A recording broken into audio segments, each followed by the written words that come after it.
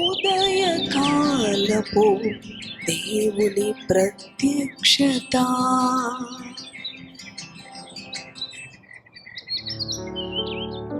ప్రభునందు ప్రియా దేవుని బిడ్డలారా, ప్రభు నామమున మీ అందరికీ కూడా నా హృదయపూర్వక వందనాలు. ప్రభు యొక్క అత్యంత కృపను బట్టి మరి యొక్క ఉదయకాలము దేవుని యొక్క ప్రత్యక్షపు వాక్కు ఆయన మనకు అనుగ్రహించాడు.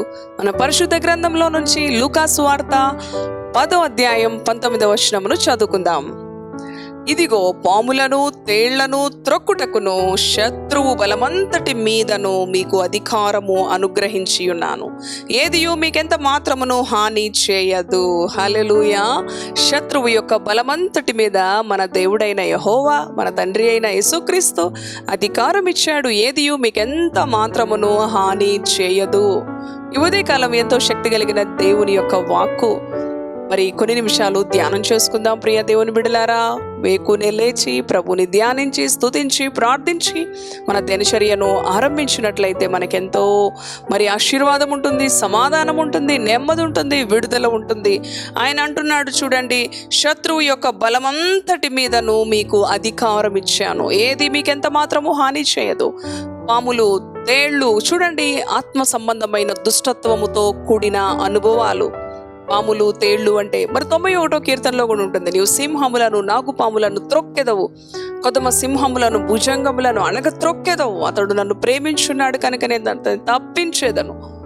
ఈ యొక్క అనుభవాలు దుష్టుడైన సాతానుడు, మన శత్రువైన సాతానుడు ఎన్నో విధాలుగా మనలను మరి ఎన్నో విధాలుగా శ్రమకు, శోధనకు, హింసకు గురి చేయాలని పోరాడుతూ ఉంటాడు. అందుకే దేవుని యొక్క వాక్యం, మీరు శరీరాలతో కాదు కానీ ఆకాశ మండలంలో ఉన్న దురాత్మల సమూహముతో మీరు పోరాడాలి. ఆయన అధికారం ఇచ్చాడు.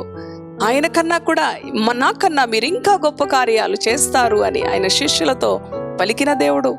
అవును, ఆనాడు యేసుక్రీస్తు దయ్యములు పట్టినవారు ఆయన దగ్గరకు వచ్చినప్పుడు, సర్వోన్నతుడా, దేవుని కుమారుడా, మాతో నీకేమి పని, యేసయ్య నామం అంటే, యేసయ్య రక్తం అంటే, యేసయ్యను చూస్తే వాటికి భయం, మరి చీకటికి భయం, వెలుగున్న చోట చీకటి ఎంత మాత్రము ఉండదు. ఆయన మనల్ని కూడా మీరు వెలుగు సంబంధులు కదండి. అటు రీతిగా దేవుని యొక్క గుణాతిశయాలను మనం ప్రచుర చేస్తూ ప్రతి ఉదయకాలము ప్రభు ఇచ్చిన వాగ్దానాలను చేత పట్టుకొని దుష్టుడైన సాతానుని, శత్రువైన సాతానుని దేవుని యొక్క వాక్య అధికారము చేత అణగత్రొక్కుతూ దుష్టుని యొక్క తంత్రములను ప్రార్థన అనే యుద్ధములో మనము కనిపెట్టాలి. వాని యొక్క తంత్రములను త్రొక్కి పెట్టాలి. ప్రియ దేవుని బిడ్డలారా, భయము అనేది కూడా ఒక సాతాను యొక్క క్రియ, పిరిగితనం అనేది కూడా సాతాను యొక్క పన్నాగం. అవును, ఎన్నో విధాలుగా శరీర కార్యాలు గలతీ పత్రికలో ఉంటుంది 5వ అధ్యాయంలో శరీర కార్యములు కదండి. వ్యభిచారము, దుష్టత్వము, అసూయ, ద్వేషము, కలహము, ఇవన్నీ కూడా మరి సాతాను యొక్క చీకటి క్రియలు. అవును ప్రియ దేవుని బిడలారా, దురాత్మల సమూహము ఈ విధంగా మన అంతరంగంలో మనలను మరి దేవుని బిడలంగా పిలువబడుతున్న మనలను శోధించడానికి, అవును, ఈ యొక్క చీకటి అనుభవాలు. అందుకే మరి ఆ క్రింద 22వ వచనంలో ఉంటుంది, ఆత్మఫలము ప్రేమ, సమాధానం, మంచితనం, ఓర్పు, సహనం. ఇటువంటి విధముగా ఆత్మ ఫలాలను అనుదినము కూడా ప్రతి దినచర్య దినదినము ఆయన ఇస్తున్న ఈ నూతన మరి ఆయుష్కాలపు దినాన్ని బట్టి ప్రభుని స్తుతిస్తూ దేవుని యొక్క వాక్యాన్ని మనము సమృద్ధిగా మన హృదయాల్లో నివసింపనిచ్చినట్లయితే ఏ అంధకార శక్తికి మరి దుష్ట శక్తులకు, దుష్ట ప్రభావమునకు మనము గురి కాకుండా ఆయన అధికారం ఇచ్చాడు. యేసు నామములో మరి సమస్త అధికారాన్ని మనకు అనుగ్రహించాడు. యేసయ్య సర్వశక్తి కలిగిన నామములో మనము గద్దించినప్పుడు ఆ యొక్క దుష్ట క్రియలు నిర్మూలమవుతాయి. మీకు ఏ మాత్రమును ఏదిని మీకు ఎంత హాని కూడా చేయదు. అవును ప్రియ దేవుని బిడలారా, ఏ విషయానికి భయపడొద్దు. మన దేవుడు సర్వాధికారి. ఆయన అధికారాన్ని మనకిచ్చాడు. ఆయన ఇచ్చిన అధికారాన్ని చేత పట్టుకొని చీకటి క్రియలు, సాతాను యొక్క క్రియలు, మన శత్రువైన సాతాను ఎన్నో విధాలుగా మనలను మరి శోధించడానికి, శ్రమ పెట్టడానికి పూనుకున్నప్పుడు సిద్ధ మనస్సుతో ఉండాలి. దేవుని వాక్యం అనే 2 అంచులు కలిగిన ఖడ్గము చేత వాడిని ఓడించాలి. అన్నాడు ఆయన 40 దినాలు ఉపవాసము ఉండి ప్రార్థన చేస్తున్నప్పుడు ఆయన ఆకలిగొనిన అనుభవాన్ని సాతానుడు గుర్తెరిగి ఈ రాళ్లను రొట్టెలుగా చేసుకొని తిను అంటూ ఉన్నాడు. దేవునికి తెలీదా? యేసుక్రీస్తు అంటున్నాడు, మనుషుడు రొట్టె వలన కాదు దేవుని నోట నుండి వచ్చు ప్రతి మాట వలన జీవించును. అటు రీతిగా నీవు కూడా ఒకవేళ దుష్టుడు ఎన్నో విధాలుగా ఎదుట కుటుంబ వ్యక్తుల ద్వారా, మరి ఇరుగు పొరుగు వ్యక్తుల ద్వారా ఎన్నో విధాలుగా శోధనకు, పాపానికి ఎన్నో విధాలుగా గురి చేస్తున్నప్పుడు దేవుని వాక్యముతో మనము గద్దించాలి, దేవుని వాక్యముతో సమాధానం చెప్పాలి.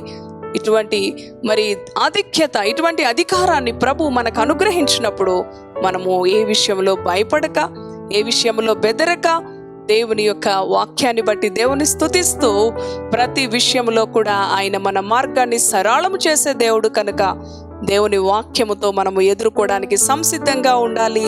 అవును ప్రియ దేవుని బిడ్డలారా, అప్పుడు ఏది నీకు ఎంత మాత్రమును హాని చేయదు.